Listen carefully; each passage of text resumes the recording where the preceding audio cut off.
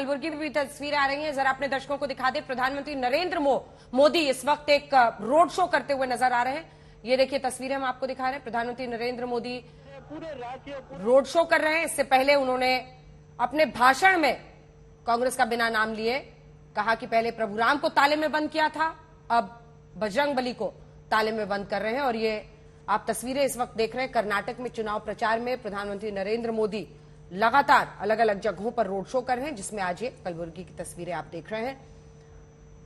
और जिस मुद्दे पर हम चर्चा आज कर रहे हैं, बजरंग बाण से क्या खिलेगा कमल, ये तस्वीरें दिखाते रहिए कलबुर्गी की। जल्दी से आप वारिस पठान साहब, आप हाथ उठा रहे थे। ये जितना ध्रुवीकरण होगा आपको तो अब आपको समझना है कि 2 या 3 सीटों पर आप लड़ रहे हैं। एक तो वहां पर कांग्रेस पार्टी है पहले से, उसके बाद से 4% मुस्लिम आरक्षण पर अपनी पीठ थपथपाने वाली जेडीएस है। कहां आपको मुस्लिम वोट मिलने वाला है वहां पर?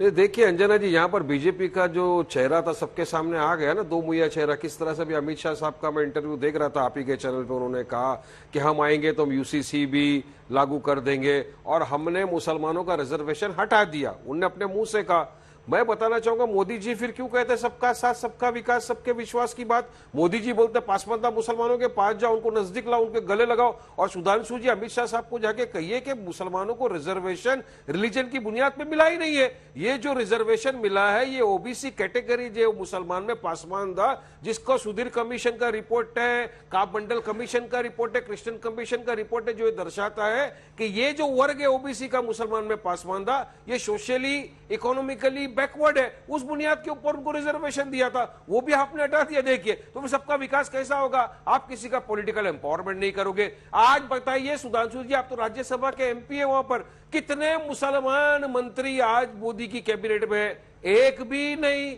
और यहां पे आप सबका साथ रिजर्वेशन हटा देंगे, यूसीसी लाएंगे। कैसा लाएंगे यूसीसी? अमित शाह बोलते हैं कि संविधान के अंदर एक प्रावधान है कि हम लाएंगे। अरे संविधान के अंदर आर्टिकल 29 है, right to practice culture. India है प्लुरल और डाइवर्सिफाइड, हमारे पास रिलीजन कल्चर है, सब आदमी कल्चर। अमित शाह साहब को बताइए कि अमित शाह साहब गोवा के अंदर एक कायदा है जहां पर अगर किसी को बच्चा नहीं हुआ, 30 साल की अगर महिला होगा, उसको लड़का नहीं हो तो दूसरी शादी कर सकता है। अमित शाह जी को बताइए कि मिजोरम के अंदर क्या करेंगे, नॉर्थ ईस्ट के अंदर आप दया भागा स्कूल ऑफ थॉट से चलाएंगे देश, या मिताक्षरा स्कूल ऑफ थॉट्स के ऊपर आप जाएंगे? आप किस तरह से? गोवा में तो गाय आपके लिए यम्मी है, दूसरी जगह पे मम्मी है, उसका क्या करेंगे आप?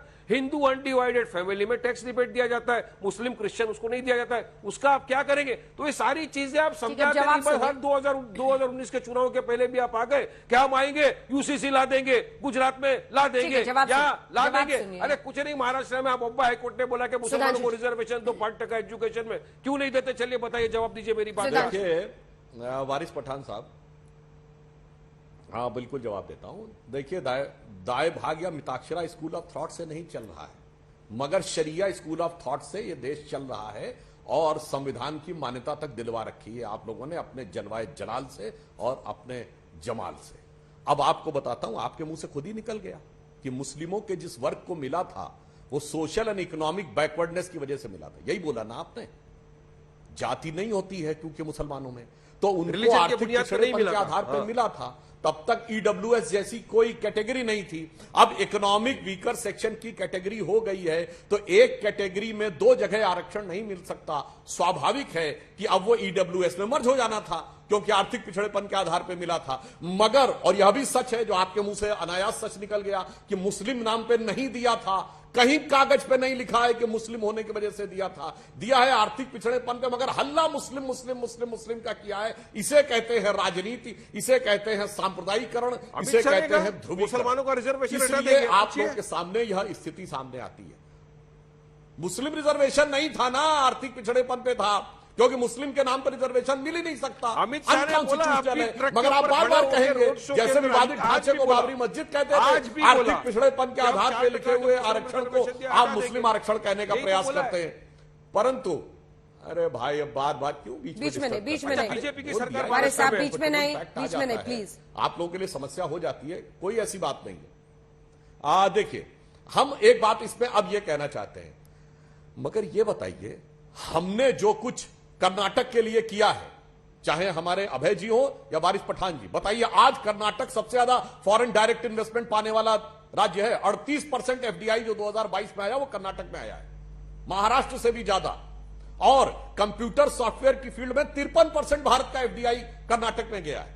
सेमीकंडक्टर्स की पहली फैक्ट्री कर्नाटक में बन रही है। तुमकुर में हेलीकॉप्टर बन रहा है, युद्धक हेलीकॉप्टर बन रहा है, एलसीए बन रहा है।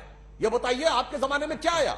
माइक्रोसॉफ्ट की फैक्ट्री, माइक्रोसॉफ्ट का ऑफिस भी अटल जी के जमाने में। अभय दुबे जी एक जवाब देते थे, जमाने में मैंने इतना सारा गिना दिया। आपके जमाने में कुछ नहीं। आपके जमाने में टीपू सुल्तान जयंती आती है और अब हनुमान जी के नाम पर बने संगठन पर बैन करने का आप आह्वान करते हैं। बस ये अंतर, हमारे जमाने में हम्फी महोत्सव होता था। भारतीय जनता पार्टी ने कर्नाटक में क्या किया है देश को पता है। बिटकॉइन का स्कैम भूल गए, 5 से 10 हजार करोड़ रुपए।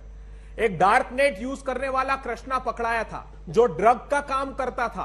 पता लगा कि वो बिटकॉइन 5 से 10 हजार करोड़ रुपए का स्कैम किया। और कब बिटकॉइन ट्रांसफर हुए? जब वो कर्नाटक की पुलिस अभिरक्षा में था, दिसंबर 20 और जुलाई 2021 में।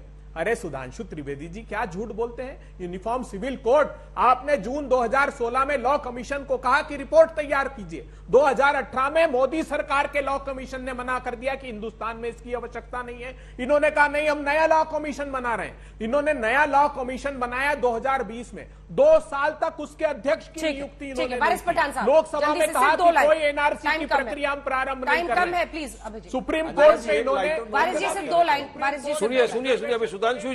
सुनिए सुधांशु जी आपने कहा ना कर्नाटक में बीजेपी ने क्या कुछ नहीं किया। कर्नाटक में बीजेपी ने क्या किया मैं बताता हूँ। हमारी बच्चियों को जब स्कूल में जाना था हिजाब पहनकर पढ़ने, बीजेपी ने रोक दिया।